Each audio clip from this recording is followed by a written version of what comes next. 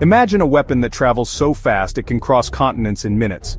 It doesn't fly in a predictable arc like a traditional ballistic missile. Instead, it maneuvers. It weaves through the atmosphere like a skipping stone on a pond, making it nearly impossible to track, let alone stop. This is the reality of the hypersonic missile. They are a new class of weapon, engineered to defeat modern air defense systems through sheer, unadulterated speed and unprecedented agility. These are not just faster bullets. They represent a fundamental shift in military technology. A leap that some experts believe could destabilize the global balance of power that has held for decades. These systems are designed with one primary goal in mind: to deliver a payload, conventional nuclear, to a target before the enemy has any chance to react. The time from launch to impact is compressed from hours or half hours to mere minutes. This compression of time is what makes them so strategically significant. It erodes the decision-making window for national leaders. In a crisis, the ability to detect a launch, confirm its trajectory, and decide on a response is critical. Hypersonic weapons threaten to eliminate that buffer, forcing leaders into a terrible choice. To understand the term hypersonic, we first need a baseline. The speed of sound, Mach 1, is about 767 miles per hour at sea level.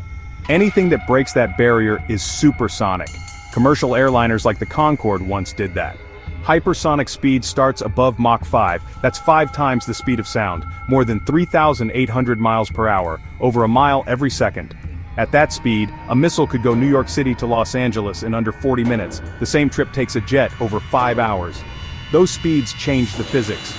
At Mach 5+, air molecules can't move out of the way. They compress and heat to thousands of degrees Fahrenheit. That creates a superheated plasma sheath around the vehicle.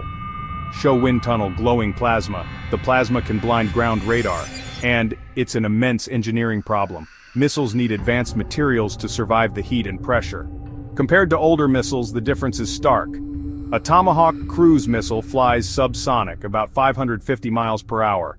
It hides by flying low and using terrain.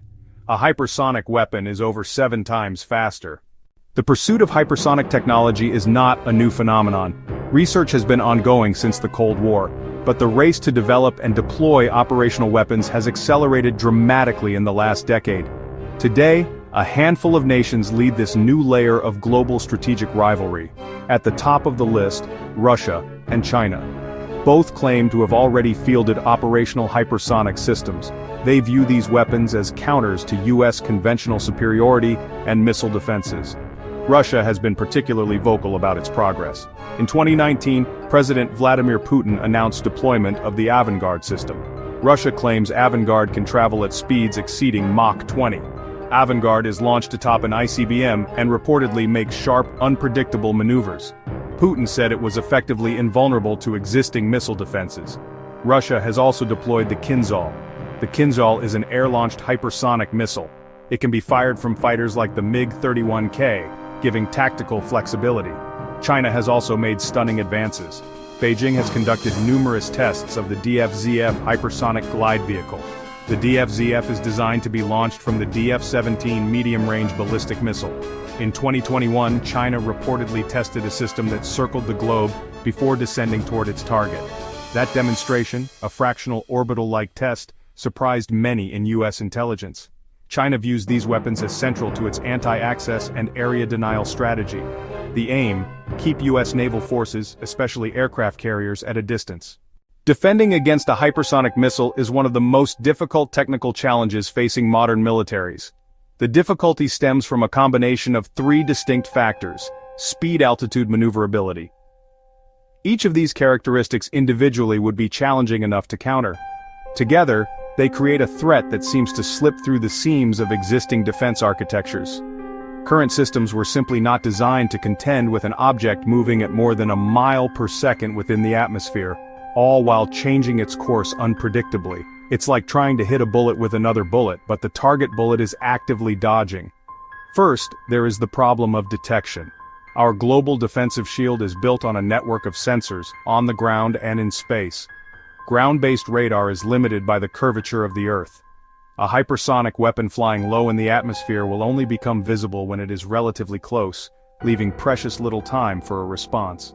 Space-based infrared satellites designed to detect the intense heat bloom of a ballistic missile launch can see the initial boost phase.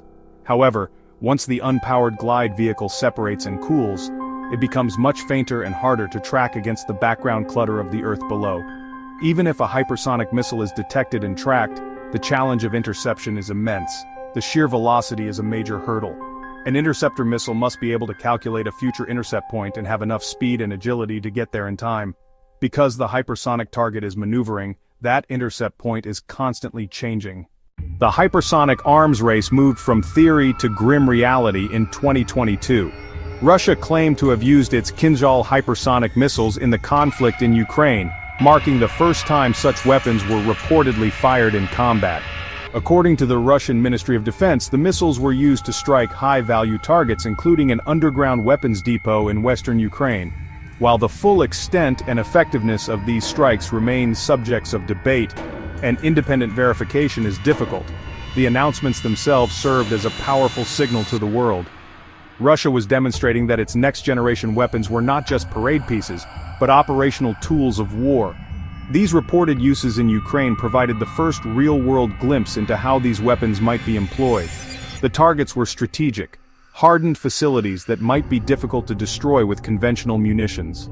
The use of an expensive advanced weapon like the Kinzhal suggested that Russia was either testing its capabilities in a live-fire scenario or reserving them for targets it deemed particularly critical. For military analysts, it was a moment to study the potential role of hypersonic weapons. They are not just for strategic nuclear deterrence, command centers, air defenses, critical infrastructure with near impunity. On the other side of the world, China's hypersonic testing has continued to generate headlines and concern in Western capitals. The 2021 test of a fractional orbital bombardment system, or FOBS, was particularly alarming. Military experts, national security officials are, well, nearly unanimous in their assessment. The proliferation of hypersonic missiles represents a potentially destabilizing shift in the global security landscape. The core of their concern isn't just the weapon itself, but really how it impacts strategic stability, the delicate balance that has, for the most part, prevented major power conflict for over 70 years. General John Hyten, former vice chairman of the Joint Chiefs of Staff, has repeatedly warned that these weapons are designed to challenge our ability to provide deterrence. The fear is that they could give an adversary the confidence to launch a first strike. The primary risk they highlight is the erosion of decision time. In a nuclear-armed world, a crisis is managed through careful signaling, communication, and most importantly, time to verify information and weigh options. A hypersonic launch, detected only minutes from its target, could be mistaken for a nuclear attack. A national leader would have almost no time to determine the nature of the warhead. Is it conventional or nuclear, or its intended target? This creates what analysts call a use-it-or-lose-it dilemma. A nation, fearing its own command centers and retaliatory forces are about to be destroyed, might feel compelled to launch its own weapons immediately, escalating a conventional conflict to a nuclear one in a matter of minutes. Faced with this emerging threat, the United States and its allies are in a desperate race to develop a credible defense. The task is honestly monumental, requiring a complete reimagining of missile defense architecture. The current strategy is a layered approach, focusing on defeating a hypersonic attack at every possible stage, from pre-launch to terminal phase.